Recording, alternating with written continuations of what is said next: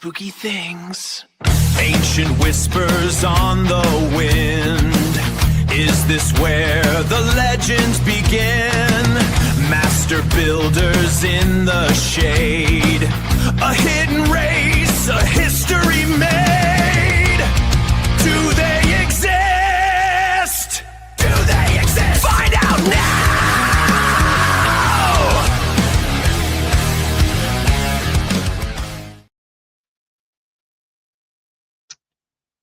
Hi, everybody. That if that didn't wake you up, you need coffee. Good God.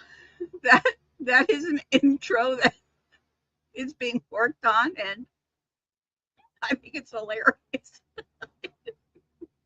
That means I thought I could get it all out of me. I'm not doing that.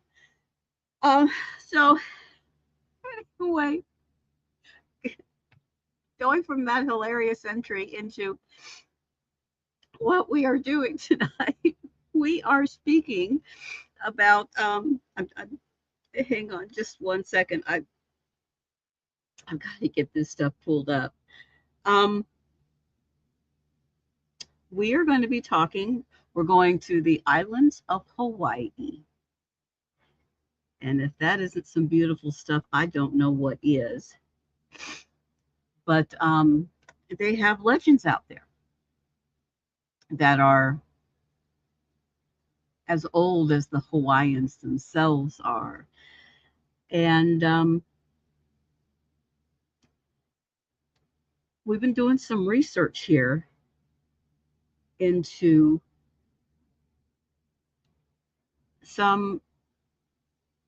something that's been going on for years and years and years and years and years. And go ahead and they're called the Menehune. Now you guys know how I am. It's no secret to you guys. I will slaughter a name. I don't mean to do it. I just do. But Menehune. I think I'm saying that right. Menehune.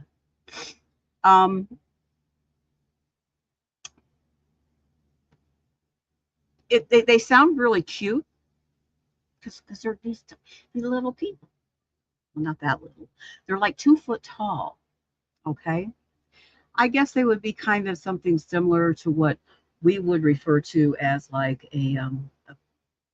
well, no, they're not that either. What a coincidence. I'm watching Hawaii 5-0. Look for the mini hunas. They're little.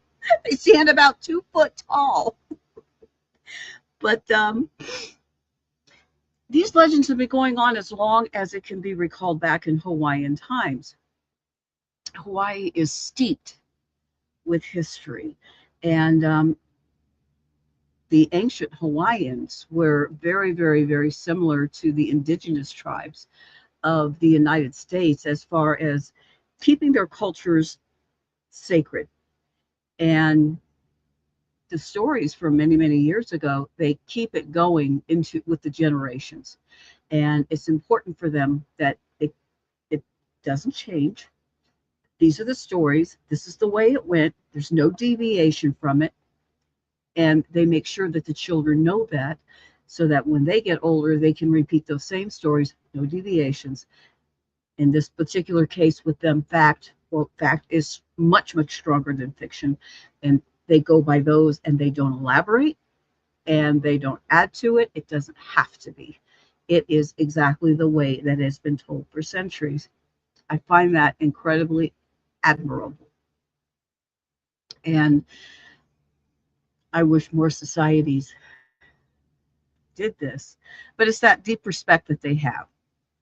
Now you're going to see me looking down a lot. It's because I'm looking at my notes here, because old girl here can't remember doodly-doo unless it's sitting right in front of me. Okay. Okay. So we're going to be talking a lot about the places that are active today with these strange little mysterious people. There's actual physical danger that can arise from these little guys, and the geography that which they lived in is considered possibly cursed. And the interesting also about this is that we have spoken before about the stone tape theories, and this would even fit into that. Now, remember, guys, what I do is called a think tank. My job is just to make you think. You may not agree with me. You may vehemently disagree with me. That's cool. That's fine. But I'm just here to give you the truth as I see it. And I try to be as fair on everything in here. And if there's a discriminating point of view, I encourage you to say something about it and let's take a look at it. You know, the only way to get to the truth is to look at all sides of it. It's the only way that works. So let's see. Let's go into, let's do like a part one here. Cursed locations. These are also called the dead zones. We're going to be focusing basically in the land, on the land that has not really caught up to modern day times. These places, they have rejected modern civilization. They like the way they are. They've done this for years, and they're going to continue to do this for years. I commend them. Okay. The Poly Highway. This is in Oahu. Now, I have never been to Hawaii, regrettably. I've never been to Hawaii. And from everything I've heard, it is just stunning. And the people are beautiful. Just really amazing people there. The islands are, I used to live in the Bahamas back years ago. And if it's anything like that, oh my goodness. It's a blessing just to be there, really. But this is on the island of Oahu. This particular highway is considered one of the most famous cursed transit routes there. The legend says you can never carry pork over the Poly or your car will break down. This is a rule often attributed to the friction between the volcano goddess Pele, and the demigod. Oh, here we go. Oh, okay. I'm diving in, guys. Kamabuaha.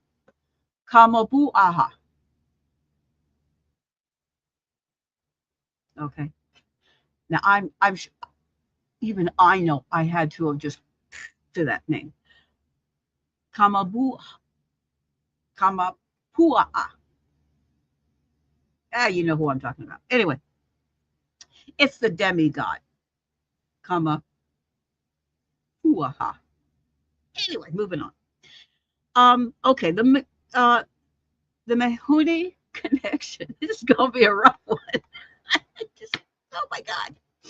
Many locals believe that the Menehune act as sentries of these mountain passes. Let me come back a little bit because you're looking at the top of my head. If you bring forbidden items through their territory, trying to get myself a little bit, they don't just stall your engine, they cause unexplainable electrical failures that can lead to accidents. And there have been accidents that they have stated that the Menehune have caused. Who's to say? I don't know. It's a very good possibility. I mean, if they're saying that they're that interactive, of course they could. Anything could. Then there's places that are called incomplete sites. Mention the various half-finished. hiau, temples, that I can say. They're half-finished temples called hioahu, or something like that, or walls across the islands. So apparently, these are scattered everywhere. You'll see a wall, it might be half finished or destroyed in a particular part, and behind it was supposed to have been a temple that it was protecting around.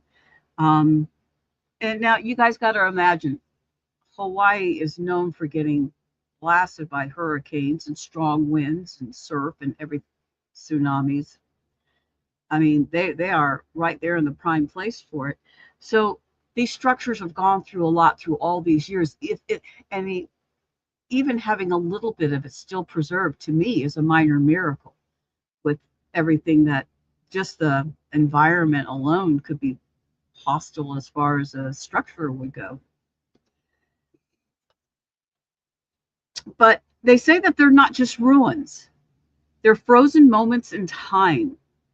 Locals often warn that moving even a single stone from a Menehune site can trigger a chain reaction of bad luck, ranging from sudden illness to house fires, as if the stones themselves were tagged with a protective curse. Um, Again, going back to the stone tape theories, talking about rocks, crystals, um, having transmitting capabilities, as well as, you know, data collection abilities. Um, a lot of times they're seen as something that can amplify something that they're picking up from the air, and they can actually amplify that. Um, that's not hearsay, that's true. Um, as I've stated before, if you doubt that, that's why they're in transistor radios, watches, things like this, computers. There are all these little gems in there, and that's the reason why. So we're not just saying, oh, they collect energy. They do, and they're actually used in modern day um, appliances and things because they're known to do exactly that. Okay, so that's part one, would be the places, the cursed places or the incomplete sites. Now we're going to talk about physical hostility. They're called the enforcers. Um, they can be very direct. They can be quite violent interactions. Just because something's 2 foot tall doesn't mean that they can't do a lot of harm. They can. The experience is that it's not just one stone. It's a coordinated volley of stones. Witnesses describe the sensation of being hunted by an invisible pack. One account from the early 2000s describes a hiker who was struck so hard it cracked his ribs, yet he never saw a single person, just the blur of something moving through the thorns. Kind of reminds me of Jurassic Park. You didn't really see him until it was just way too late. But that's what we say. You don't have to be tall to create harm. A snake is not tall. A snake can cause a lot of harm. So, so sometimes you just kind of have to take the size of the critter that you're dealing with and put that aside, because there's other things that take precedence of where size leaves off. The mark of the Menehune. It's a darker, more personable form of harm. People who have unknowingly trespassed on sacred Menehune workshops have reported waking up with 3-finger bruises on their arms or in their legs. In Hawaiian lore, the Menehune are sometimes said to have only 3 fingers on each hand. Finding these marks is a clear signal. You were watched, you were touched, and you're not welcome. Now,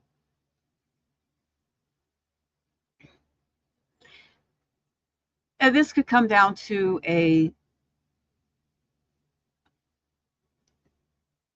using something a little bit more humanoid. Is it cryptid? Or is it misidentified? It could be either one. Is it just lore? That depends. It depends on if there's actual evidence that has been collected. I mean, it's obviously it's done harm, but that harm that it's done, has it been ruled out that it could have happened by the person themselves, running away in fear or fright of something, running into a tree, running down a hole, running down a hill and just taking a tumble over? I mean, come on, there's lots of ways you could do it to yourself. Just running in fear alone, you could harm yourself. Or could somebody else have done it to them? Just because you didn't see them doesn't mean that there's 3 or 4 people out there throwing rocks. They do it off of overpasses all the time. Sad as that is, as crazy as that is, but they do that. So there's that, taken into an account as well. If it's not Menehune, then what else could it be? Could be a primate. I mean, anybody who's been to the zoo know they're perfectly capable of throwing anything at you. So it could just be misidentification as well. Or it could be Menehune.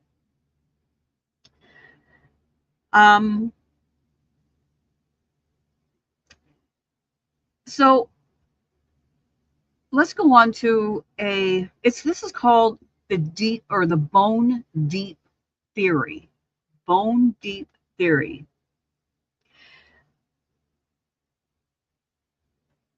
So you're putting together the stone tape theory. You're putting together glitches in the matrix. Now, we've been into both of those. This actually fits in. Many people have stated seeing the Menehune, when they did see them, that they were literally quote unquote glitchy. That it looked like it was like a kind of movement. It wasn't smooth. It was more of a stuttered kind of a thing. So would it be a glitch in the matrix? And what do the stones in particular have to do with it? They hold data. We know that. They hold data. But do they hold something with the Menehune that it anchors them wherever they have to be, like wherever the stones are? That's their fortress, that's their protection. But in what way? So it all ties in together. Remember, we were talking about that ripple effect? It all ties in, even things that you don't think would tie in. It does. So the programmed curse suggests that the Menehune aren't just, quote, angry spirits. Perhaps they're left behind a frequency-based defense system. So in other words, the Menehune were here. They're not here anymore, but they have something that they used to use when they were here, and when they left, now that they're gone, it's just something that is like left behind, that just carries on its own protection by itself. So I'm not so sure about that. You know, it's like, but without them there to program it, I don't know. We'll have to think about that. But remember, we're talking about things that are not just possible, but things that are probable. In order to go forward with something, it has to at least be probable. You know what I'm saying? Because just being possible, it's too out there. You really have to go for something that's more probable with a probable reason, a probable cause, and then you can go on from there. Um, the theory on this, if that would have been the case, is that that means that they would have had to have been master engineers. They might have programmed the basalt rocks to emit a certain vibration that causes fear, nausea, or mechanical failure in unauthorized vehicles. Now, I don't know if you guys remember, we were talking about that before. There's the fear frequency. And with this fear frequency, what it does is that it promotes these feelings of anxiousness, frightened. It frightens people. It stresses them. Charles, hi Charles. Since there's a lot of active volcanoes in Hawaii, they say there are spirits around them, that they have certain ceremony and rituals. Yes, you are absolutely correct. And a lot of that is due to the volcanic, of course, activity itself and the volcano rock. And it's actually quite fascinating. I've done quite a bit of research on that as well. And this would actually be completely different from the Menehune, although they have coincided with sightings with the same. But the volcanoes are very, very, very sacred over there, and they do a lot of ceremonial rituals around the volcanoes, especially during the time just before the eruptions, because the activity is just off the scale. And you know, people have stated that they see amazing and they experience amazing things during that time. Now, come on, guys. I'm not obviously talking about going up to the top of the volcano during this time. I wouldn't do that. But being close enough to it that you can really get that sensation of what's going on with the volcanoes. They're amazing. They really are. And as I stated, I've not been there before. And I really would. So, you know, if somebody else has been there and has experienced, I would love to talk to them, because it's something that's really fascinating with me.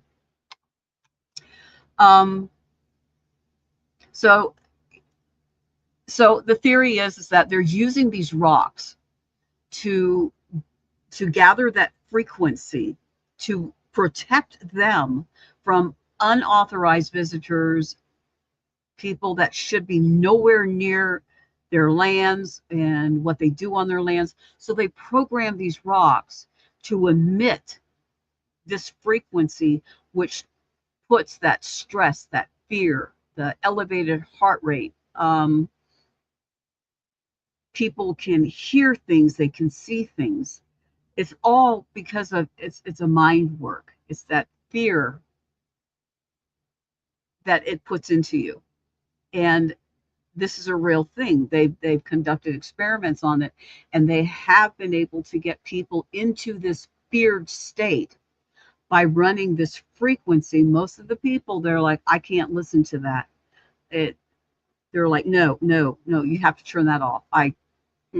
No, this is freaking me out. And so it's real. It's very real. So because of those rocks being in the area, the theory is that they, you know, worked with those rocks as their protection.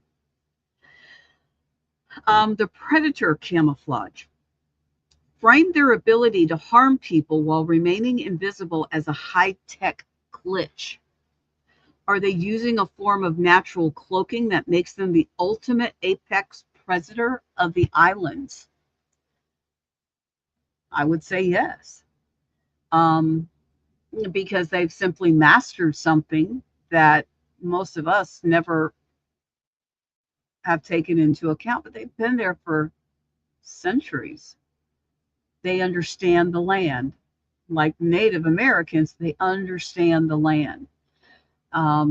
They're not just living on top of it, they're living in it.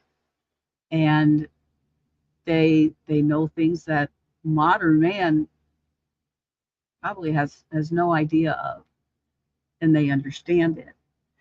So that to me would make them an apex predator, for the fact that they're working with nature, they're working with the land to get what they need. And I don't see how too much can go against that. So that would put them on top. That would for surely do that. So if you hear the sound of a stone hitting another stone, it's because in their world, curiosity isn't a trait, it's a violation. And the Menehune don't give second warnings.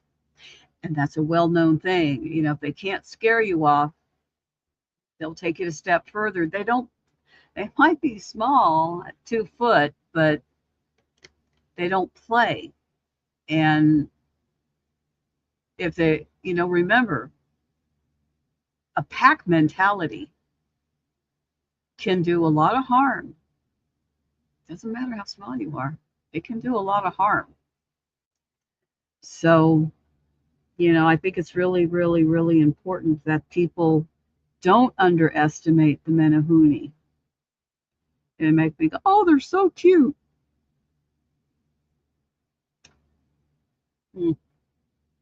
Might want to think twice about that. So, according to the Hawaiian oral tradition, the Menehune are a race of tiny people, typically described as being about 2 foot tall, who inhabit the deep forests and hidden valleys of the islands. They are the masters of stone. They are legendary for being master craftsmen and engineers. And there's something called the night shift rule. Tradition says that they only work at night. If they are spotted or if they don't finish a project before the sun rises, they abandon the work immediately. Famous engineering feats. If these are just fairy tales, then why are there physical structures attributed to them? Here we go with some names. Okay, try to keep up with me here. The Alekoko Fishpond, and this is in Kauai. Kauai? It's in Hawaii. Legend says the Menehune built this massive stone walls in a single night by forming a line 25 miles long and passing stones hand to hand. It's impressive. Then there's the Menehune ditch. In Hawaiian, it's called the Kiki Aula. I had to have said that right. Kiki Aula. An irrigation flume made of squared off basalt rocks. There's a point of high strangeness because the stone cutting style is different from the traditional Hawaiian masonry. So there's signs of them everywhere.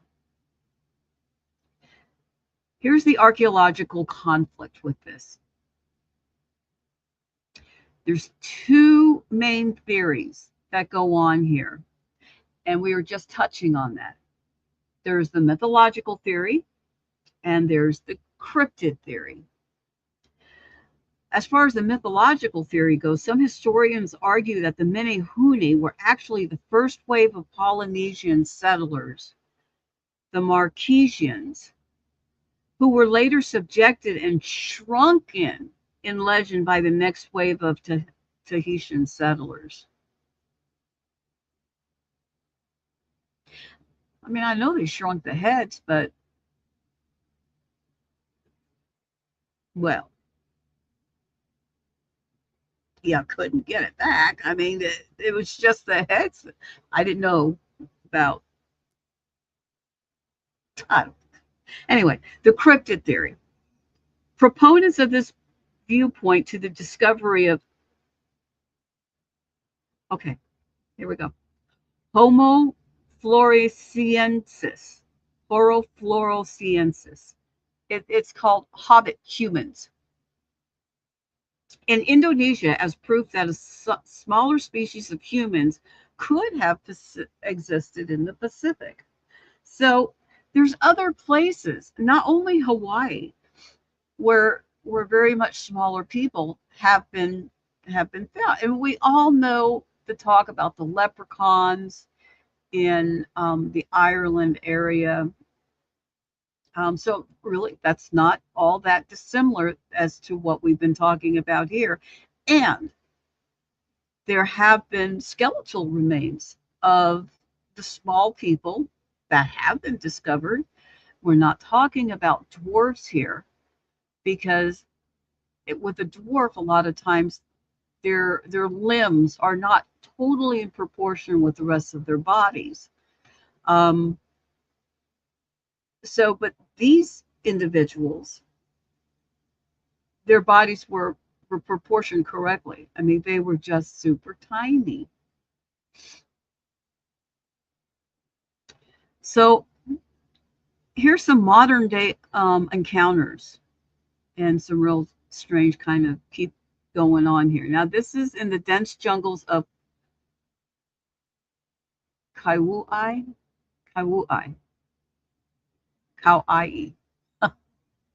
so sorry. I just kind of suck at these names, okay? Disappearing figures. Reports of small humanoid figures seen in the periphery of hiking trails that vanish when directly looked at. That's a very common thing. I mean, even over here, your peripheral vision can mess you up sometimes. But there's been a lot of times that I've been walking along and I see something just out of the corner of my eye. But as soon as you go to look at it, it's gone. Do I think it was something? Probably. But they were quicker than me, So you can't just ever really put your finger on it. And this is interesting, is the sound of chanting. Have you guys ever heard that? I have. And I've heard it quite a bit. I used to have a store in my shop down in College Square. This is in South Miami, south of Miami, in between Miami and Homestead down there. Beautiful little place called College Square, and I had a store in there for a while. And I used to hear the chanting all the time in the back of the store. I never could pinpoint where it was coming from. I go outside, couldn't hear it. I go inside, you could hear it. But I could never pinpoint where it was. It was the coolest thing. I liked it when it did that. Locals sometimes report hearing the low hum of chanting or the rhythmic clink clink of stone tools coming from the forest late at night. That's cool. I like that. So let's do some comparisons. If you compare the Menehune to the Duende of Latin America or the Ibu Gogo of Flores, is there a global little people phenomenon?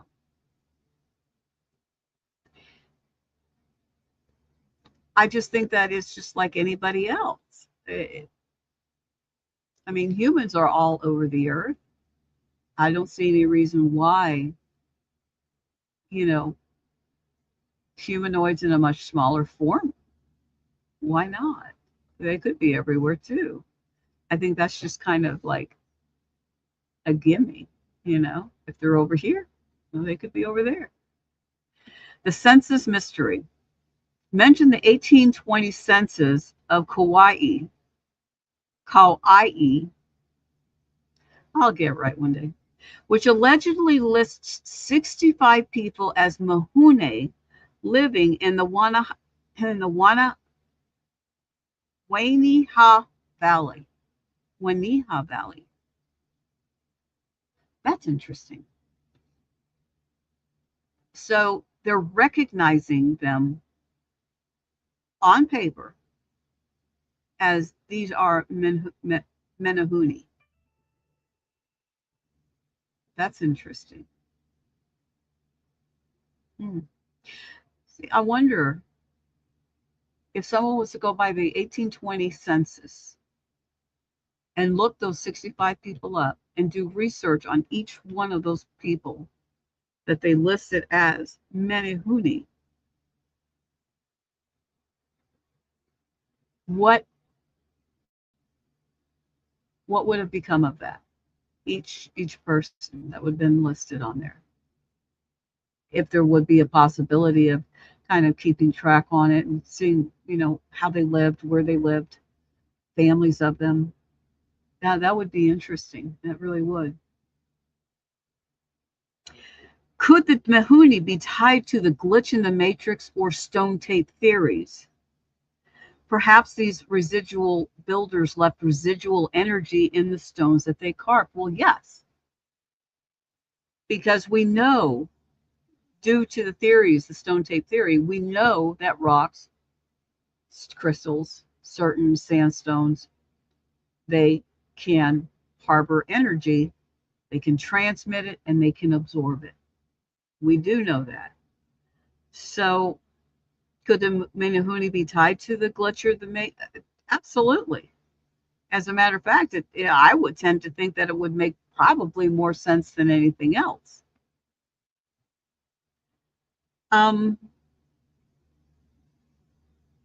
Also, what we had talked about before was the Gansfeld effect, and that's the sensory deprivation. Um,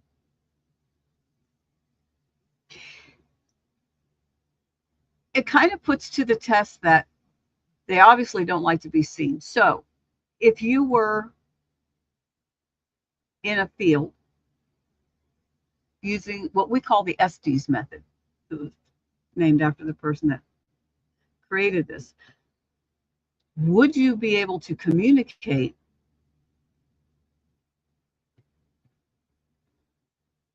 by not using any of your senses? Would it be easier to see them? That's a good thinking point. So,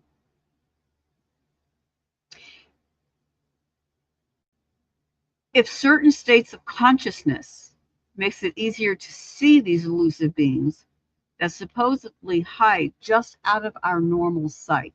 So if we took the sight away and we just communicated on a level of frequency, remember we were talking about that fear frequency thing going there. So they're obviously very involved with the frequencies. What frequency are they on? Are they at a higher frequency? Are they on a lower one?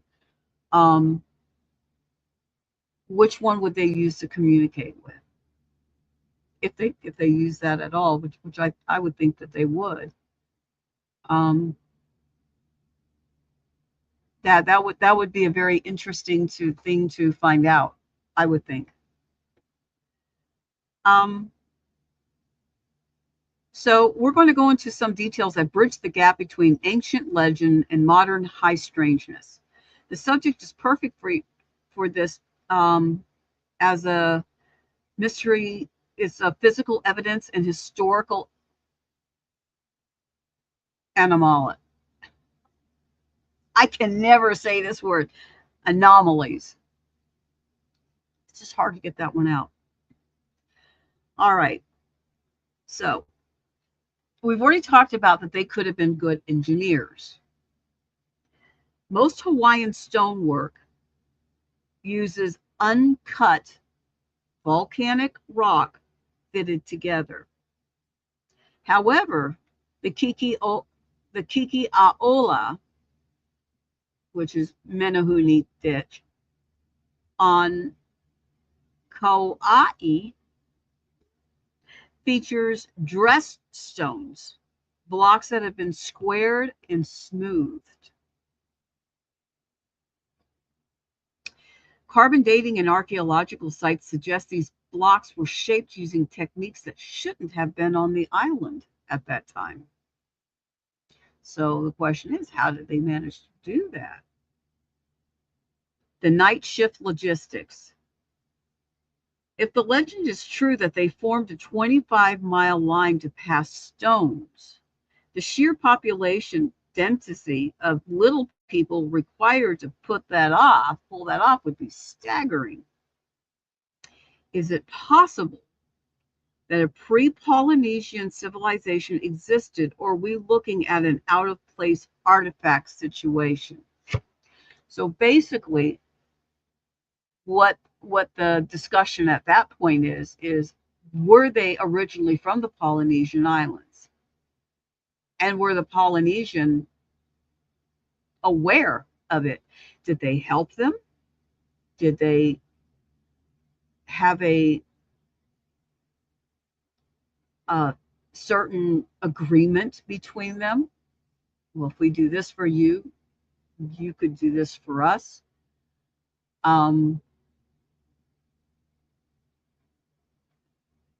Or are they from someplace altogether different? And they just, for some reason, picked the Hawaiian Islands to say, this would work for us. And again, Polynesians would have been aware of it and helped them to kind of conform in with everything. So everything kind of points to the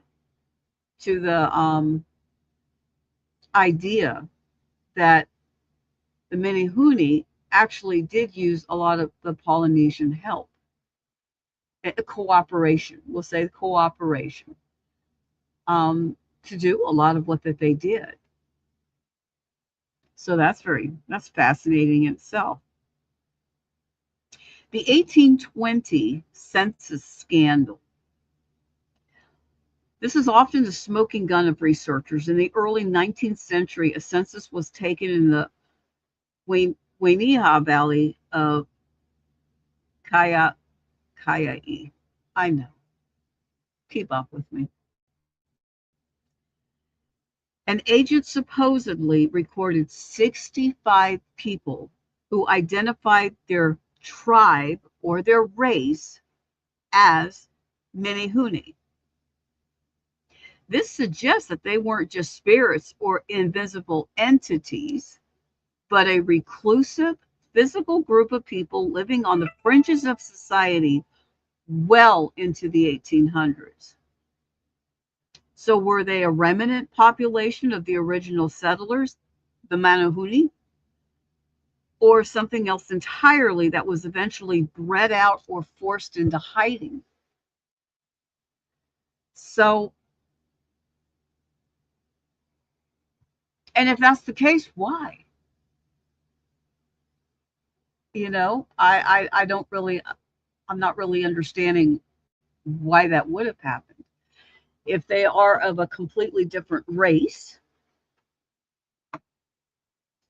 did they just not flourish? And if they didn't, then why? Because it appears as though they did seem to have the Polynesians there for help and cooperation. Maybe it was until it wasn't. But it would be interesting to find out why, if they did just die out, why would that be? And also, wouldn't there be lingering evidence of Menehune, a bloodline? I don't know if they'd be shorter or not, or if that was just eventually bred out. Who knows? Who knows? But it doesn't mean every short person has to be a Menehune. They were 2 foot tall. Come on, we're 3 foot at the 3 to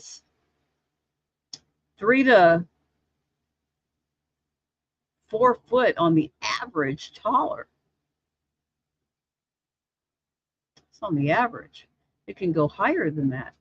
So, not that it has anything to do with it. How does anybody out there know how tall that little tiny lady? I think she's from like India. She's just as pretty as can be, but she only stands like what, a foot and a half? I mean, she's tiny. She's really tiny. Um, that would be fantastic, and she's amazing. But it would be something really fantastic to look into somebody like her that is just so extraordinarily tiny, and to see some of the reasoning behind. Now I know that she does have a condition, a bona fide physical medical condition, which is why she's so darn tiny. But I mean, she's just she's just absolutely stunning. She really is, and very pretty tiny. Look like, I hate putting it that way, but she does. She looks like a little doll. She really does. But she's far from it, and she's got a mind on her. And by George, she'll let you know exactly what she thinks, no problem, which I think is totally cool. But it would be interesting to take somebody like that to see, if there would be any of these characteristics with her that it would be attributed to something like the Menehune. Um, I mean, like I said, this is a think tank. That's what you do. You think. I don't know, maybe. Um,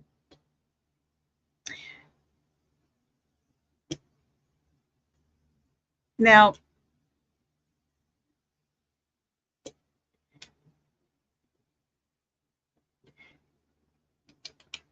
there's something called the invisible cryptid theory. The Menehune are often described as having shimmering quality or being able to turn invisible. This links them directly to modern theories of high strangeness. Hi, Charles. There's a tale of small people in Vietnam's history as well. Okay, there you go. Thank you for that.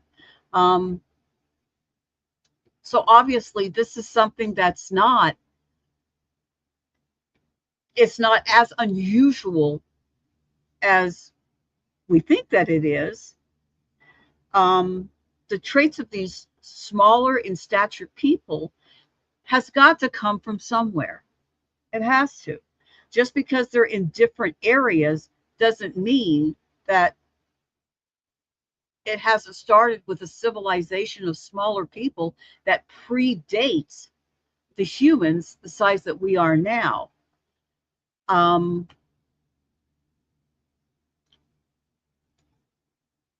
you also have to look at the reversal of it.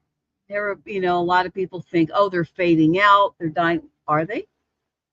Or could they be making a relapse? These people, their genetics are being carried on, so it's creating a bigger civilization of them. And one day they could be a good stronghold. They really could. So it's something to really kind of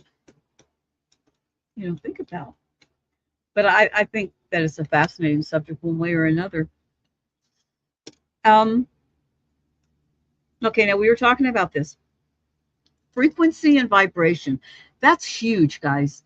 I don't think people really realize how huge that is. When you're talking about frequency and vibration, it's in almost anything, everything. And this is almost like a building block. Some researchers suggest that the Menehune aren't hiding in the forest, but they're vibrating at a different frequency. This ties in well with the stone tape theory. The idea that the basalt rocks that they work with could be recording their presence, leading to the auditory hauntings, the sound of stone tools people hear today. So in other words, it's making something that's very similar to what we were talking about, residual hauntings. It's nothing more that are recording, because remember, these rocks, basalt rocks, are transmitters, they're conductors, and they emit. They can transmit as well as emit because they're used by engineers to help them with electronics because they do exactly that. So, are we looking at a lot of things that occurred many, many, many, many years ago and are just simply being played back from the data that these rocks have got? And we're seeing something that doesn't exist today, but it existed back years ago. We're just watching a replay of it. It's all that it is. It's just a replay of it.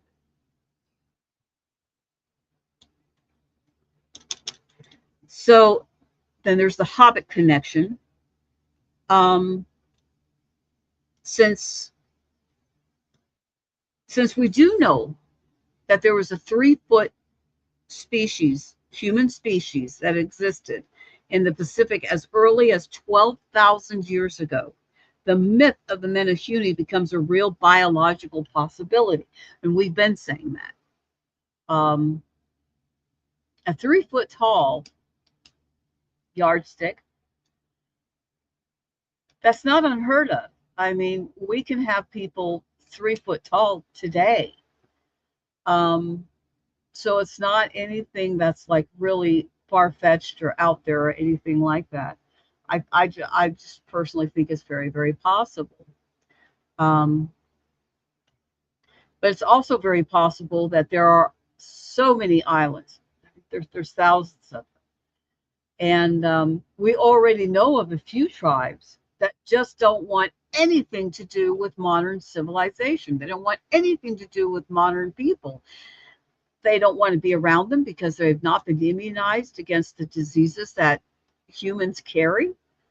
It could wipe out their entire tribe, wipe out their entire community. So they don't want to have anything to do with it.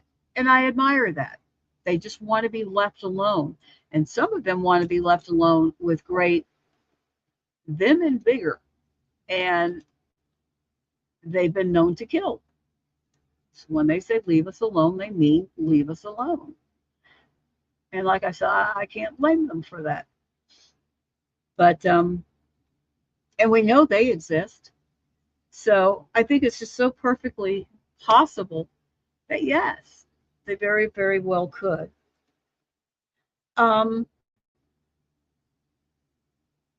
Legend says that they love to eat halpia.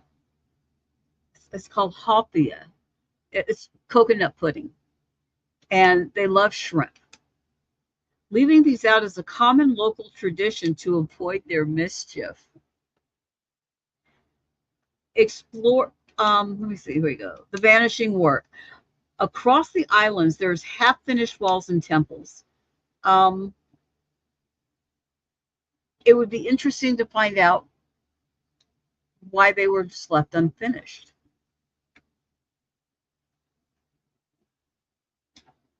Briefly,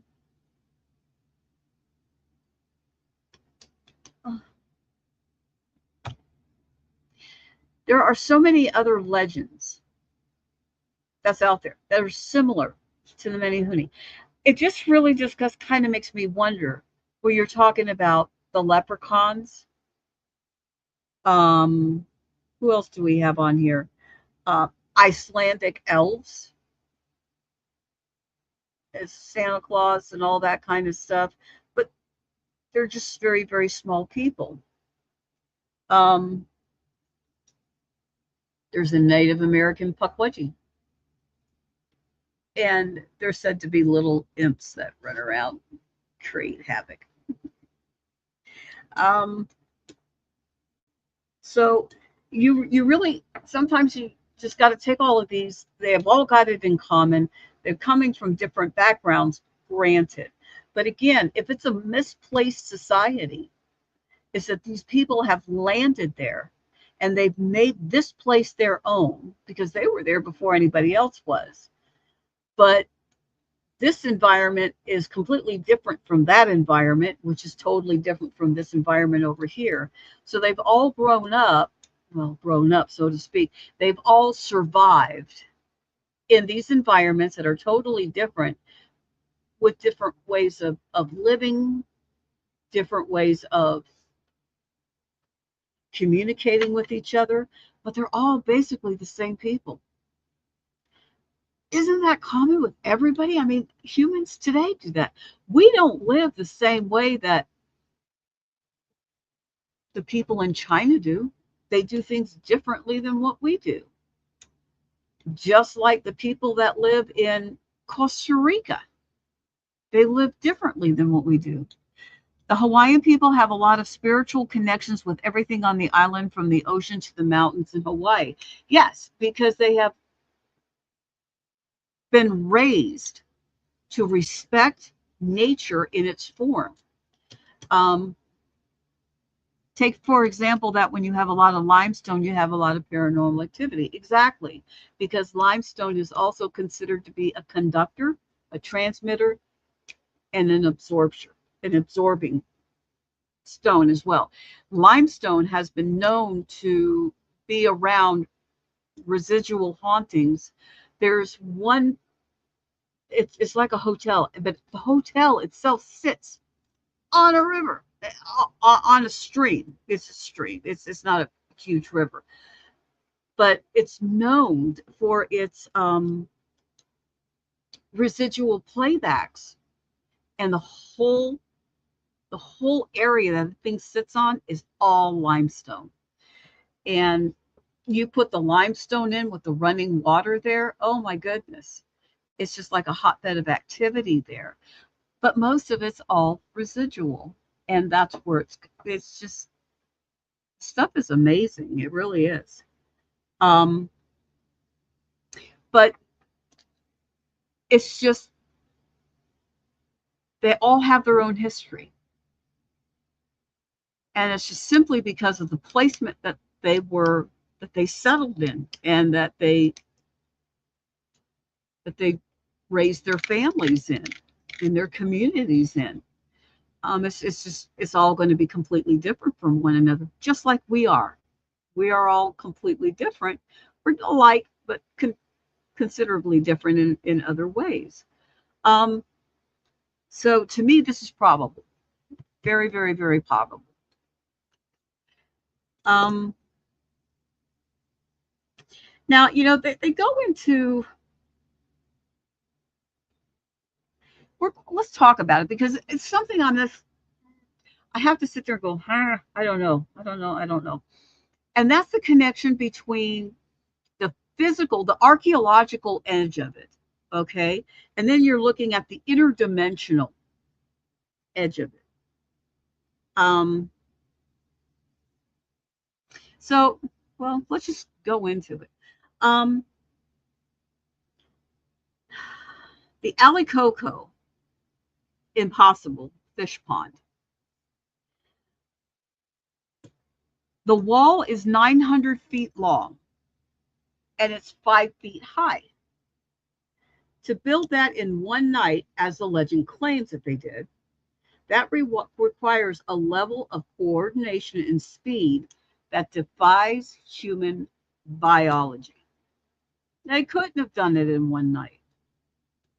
Not to mention they're 2 foot tall. Don't mean to take anything away from them, but dude, you're 2 foot tall. Okay. The wall is 5 foot tall. You're ain't happening. So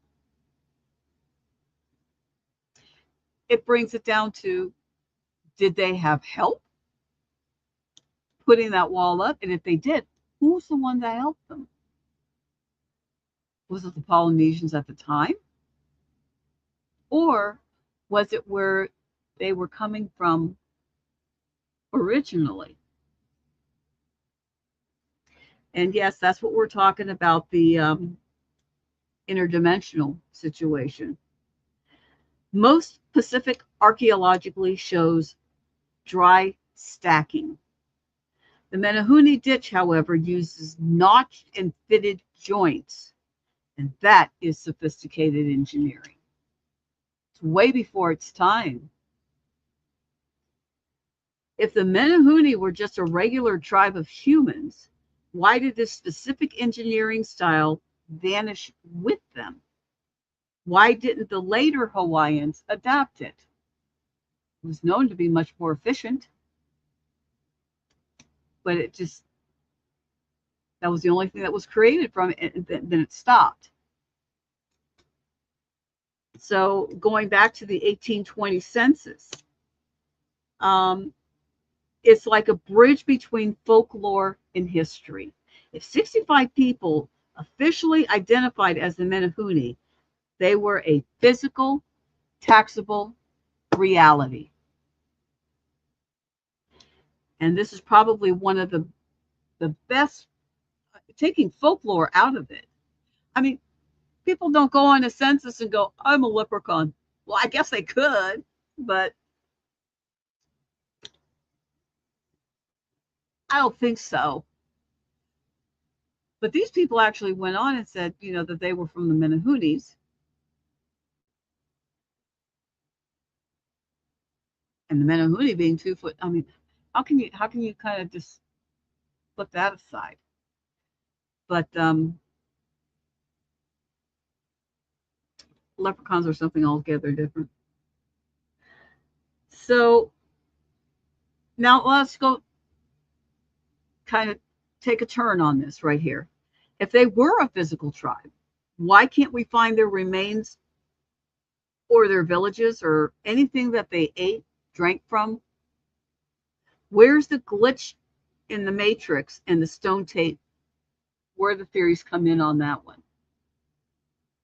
Because you have to have physical evidence, bones, and artifacts in order to have a described cryptid become an actual biological, physiological form. You have to have those. There isn't any signs of those. Very similar to the Bigfoot. Don't have the signs of it, or you do have the signs of it, but you don't have the physical to go along with it. Obviously, two completely different kinds of things, but it's the same set of circumstances. The interdimensional shift.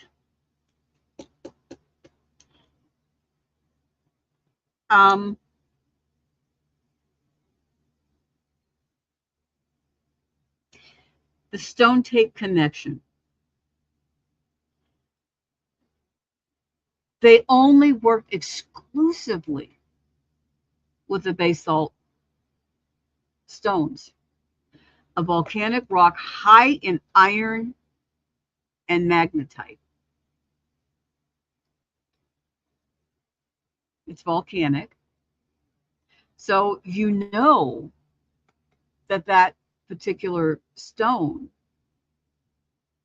is high in frequency. High in frequency. I mean, that's the only thing that they really liked doing their buildings with. These minerals are known for holding energy. Could the rhythmic sounds of their clink clink stone cutting be a residual haunting? I think so. Perhaps they aren't there anymore, but the stones themselves are playing back a loop of their construction. It's definitely something to consider because we see it so much in investigations that we do today and places that do the same thing. The shimmer effect. Modern witnesses often describe Menehune not as solid people, but distortions in the air, much like the Predator camouflage effect. Remember the movie Predator? And when it would go to kind of disappear, it would do that. Yeah.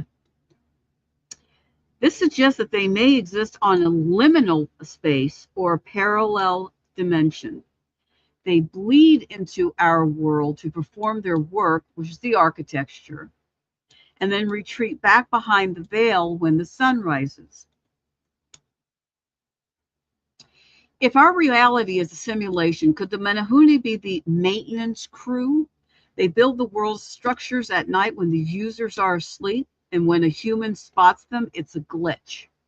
The interaction with an entity that isn't supposed to be rendered in our current session. What do you guys think about that?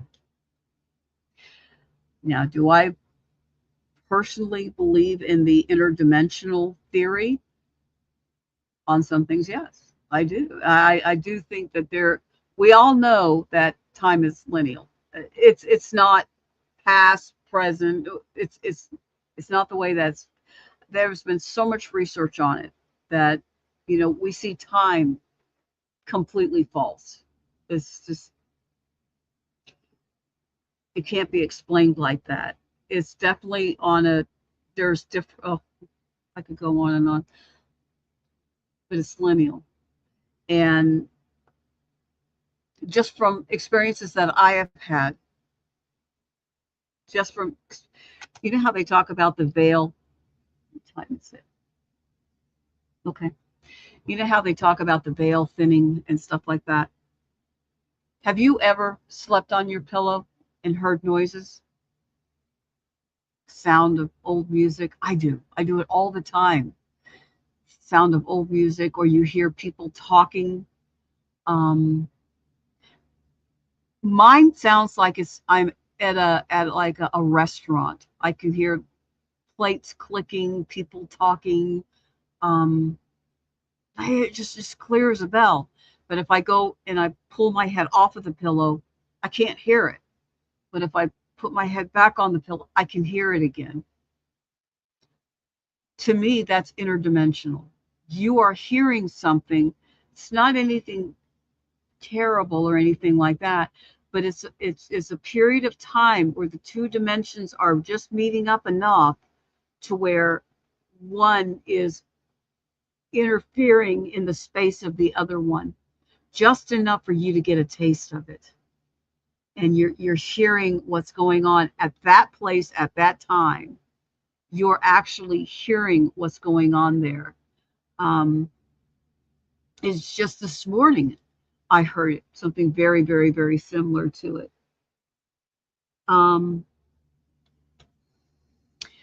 So it was just this morning I heard something very, very similar. But then again, it was odd because just this morning I very clearly heard a cat jump up on my bed right by my head and then just kind of walk away like, oh, well. The problem is the cat that we have in the house, and she jumps up on the bed. But the problem was that at the time, she was down by my feet. She wasn't up around my head at all. And the whole time that I was feeling this cat go by, my cat was down at the end of the bed. So do I think that they do pass? Yes, I do. And I do believe that there is interdimensional things. Can things come and go from it? Yes, they can. Again, we've had experiences where we've seen portals and things coming in and coming out. And it's like someone described it looked like a train depot. Like getting in or going off. It's so much more involved than just open your eyes. It's out there. I'm not the only one that's seeing it. I'm not the only one that's experiencing it. Many people are. And this is something that I think could be some element of truth about maybe they've learned how to travel back and forth between these certain situations. It's a very good possibility. There's a very good possibility a lot of things can do that. Just because we can't figure it out doesn't mean that other things have not been able to figure it out. We've figured out that it's there. There's no doubt about it. It is there. We just haven't figured out how to work it. And they have. So it makes you wonder, are the Menehune a lost branch of humanity that mastered a science that we just don't understand? Or are they interdimensional architects whose work outlasts their presence in our timeline? So are they gone or are they still here? I think they're still here. I think that they've just mastered a way of not being here when they don't want to be seen. Um, so this is basically what we're talking, what we've been talking about of the Menehune. Um, let me see, a couple of encounters here. The Wallane encounter. This is in 1964. An 11-year-old boy in Wallane was watering his lawn when he felt a presence behind him. He turned around to find a small man no taller than a mailbox, about 2 foot tall, wearing a cloak and a helmet. The boy described the creature as having big eyes like a cat. The entity didn't speak but gave a mischievous smile before walking away. When the boy's mother and a local reporter investigated, they found muddy footprints leading away from the house. But most disturbingly, the footprints traveled halfway up a large picture window, as if the entity had simply walked up the glass. So there's that one. There's the school sightings in Waimea on the island of Kauai. Again, that one gets me. They reported seeing a group of small, stout people jumping and playing among the trees near the school. Because so many children saw them simultaneously, it ruled out one single person's imagination. It gave weight to the idea that the Menehune aren't just invisible spirits, but visible beings that occasionally glitch into our visible spectrum. Yeah, it's very possible. And this goes into sleep paralysis connection. Campers and hikers in remote areas have reported waking up unable to move or breathe, feeling a heavy weight on their chest. While science calls this sleep paralysis, a local tradition often blames the Menehune, saying they are sitting on your chest as a warning for trespassing on their land. It frames them as protectors of the islands who use psychic or physical pressure to ward off outsiders. So, I mean,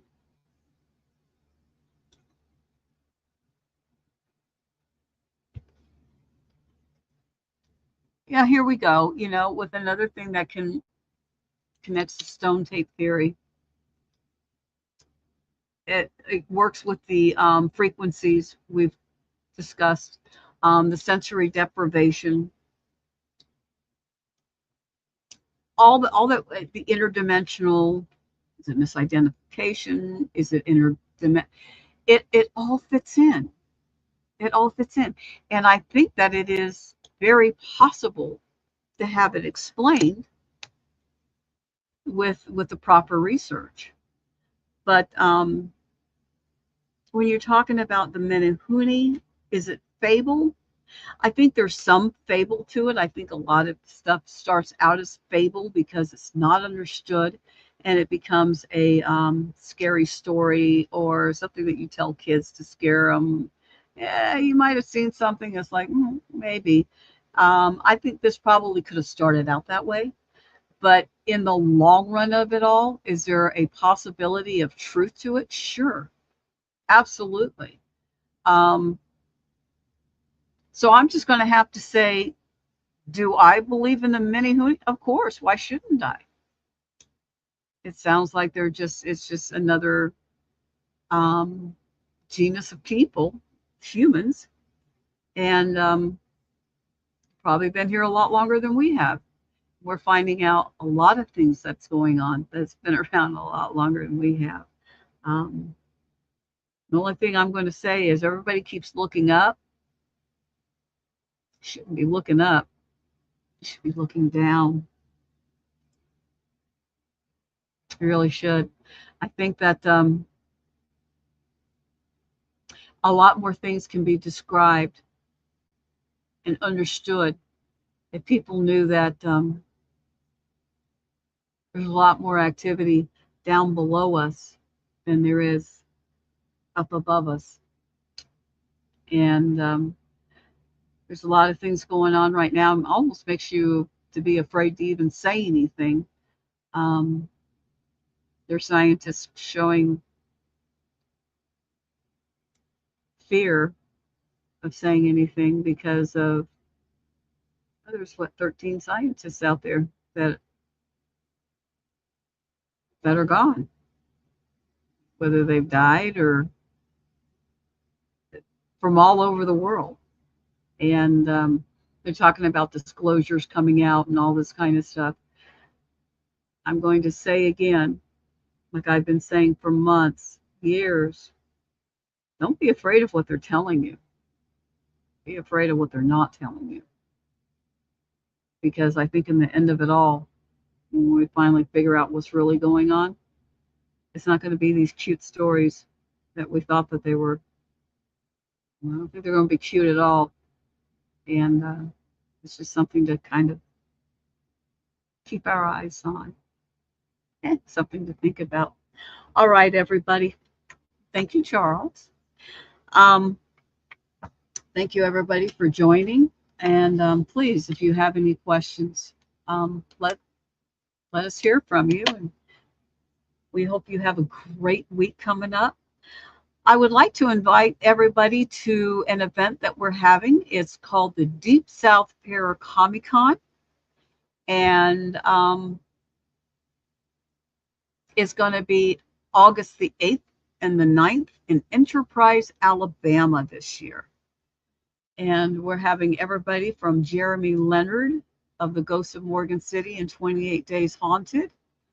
We're going to be having Letriana Terry Brown there.